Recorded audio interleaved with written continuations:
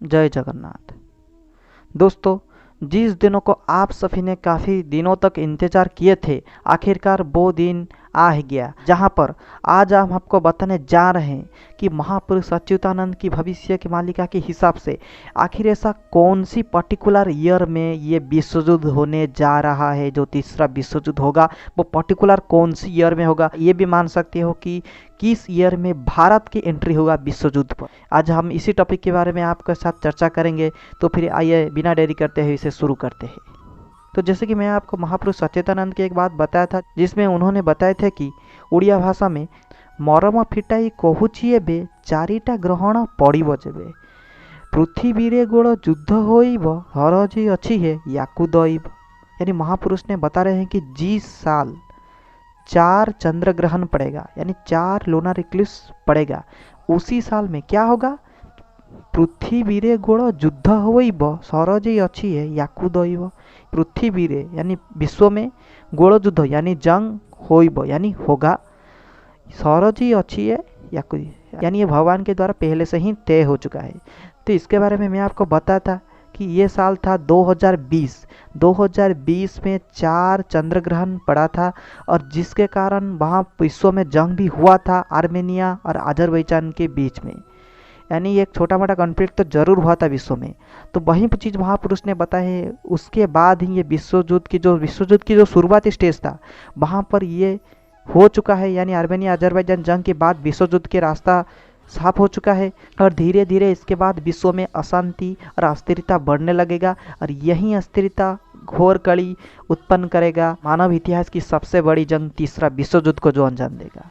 तो फिर यहाँ पर एक और सवाल आ जाता है, अगर ये विश्व युद्ध आने वाले समय पे होगा तो ये भारत से शुरू होगा, यानी भारत पाकिस्तान जंग से ये शुरू हो जाएगा, या फिर वो विश्व में कहीं और जाकर जंग हो रहा होगा, बाद में भारत की एंट्री होगा उसमें। तो इस चीज़ को बताने से पहले मैं आपको महापुरुष अच्युतानंद के कुछ प्रेडिक्शन आपको बता देता हूँ। उसके बाद कंफर्म हो जाएगा कि ये विश्व युद्ध किससे शुरुआत होगा। तो देखिए, भारत तो विश्व युद्ध में जरूर एंट्री करेगा। जब बताया था कि चीन के साथ 13 मुसलमान राष्ट्र आक्रमण करेंगे तभी जाकर भारत युद्ध में शामिल होगा, लेकिन ऐसा जरूर नहीं कि भारत से ही युद्ध शुरू हो। ऐसा मैं क्यों कह रहा हूँ आपको बताता हूँ कि महापुरुष अच्युतानंद अपनी मालिका में जब उल्कापात के ऊपर आलोचना किए थे, तभी उन्होंने बताया था कि जब उल्कापात हो रहा है उसी समय पर भारत की उत्तर की तरफ से भारत को युद्ध की प्रस्ताव मिलेगा।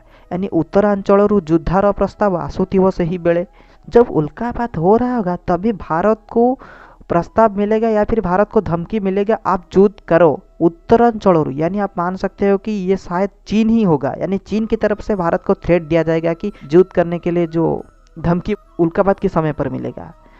लेकिन उसी समय पर जंग नहीं हो रहा होगा, जंग की धमकियाँ आएगा और उसके बाद ही भारत का एंट्री होगा जंग में। तो उससे पहले विश्व में ये जंग चल रहा होगा, इतना तो हमें तो पता है कि उल्कापात ही विश्व युद्ध के समय पर ही जाकर गिरेगा समुद्र पर।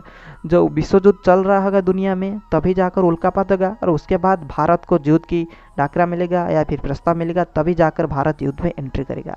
अगर भारत युद्ध में एंट्री करेगा तो वो पर्टिकुलर ईयर कौन सा है, इसके बारे में महापुरुष ने बताए हैं कि जब मीन राशि में शनि का चलन होगा तभी जाकर भारत विश्व युद्ध में हिस्सा लेगा। तो ये मीन राशि में शनि का चलन कब आ रहा है, तो एस्ट्रोलॉजी के हिसाब से 29 मार्च 2025 में शनिदेव मीन राशि में चलन होंगे। यानी अभी शनि मकर राशि पे है, तो इसके बाद वो 2022 में कुंभ राशि में जाएंगे और उसके बाद 2025 मार्च 29 से शनि मीन राशि में चलन होकर 2027 जून तक रहेंगे। तो यही 2025 मार्च से लेकर 2027 जून के अंदर ही विश्व युद्ध होगा। तो ये इसमें भी बहुत सारे दिन आगे, तो इसमें कौन से ईयर में ये विश्व युद्ध होगा, 2025, 2026 या फिर 2027, वो पर्टिकुलर ईयर कौन सा है। तो इस चीज़ भी महापुरुष ने अपनी मालिका में बताए हैं। उन्होंने बताए हैं कि 26 अंकरे समर है बाबू ये भारत मंडले, यानी 26 की अंक में इसी भारत की मिट्टी पर, भारत की भूखंड पर समर होगा। तो ये जो 26 अंक निसंदेह ये 2026 मसीहा ही है, यानी साल 2026 में ही भारत विश्व युद्ध में एंट्री करेगा।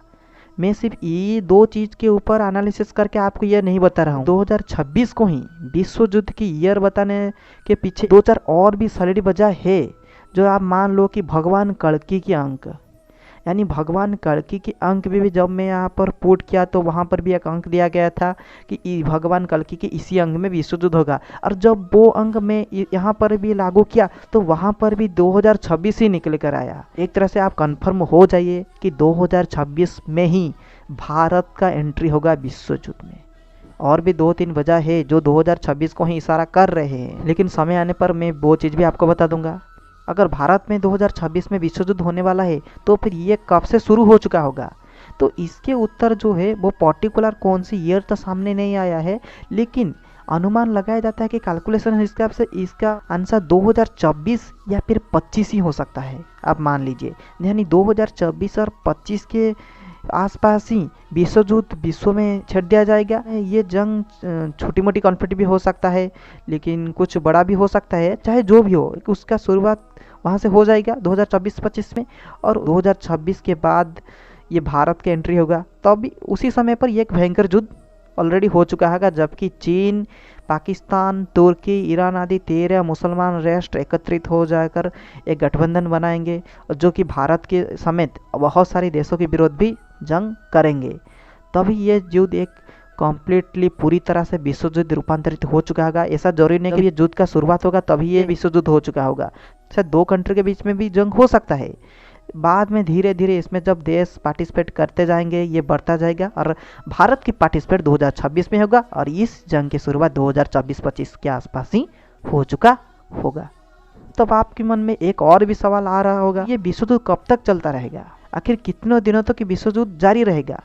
तो ये भी एक बहुत बड़ा सवाल है, जिसका उत्तर मैं आपको आने वाले समय पे जरूर दूंगा कि आखिर कितनों दिनों तक ये युद्ध चल सकता है।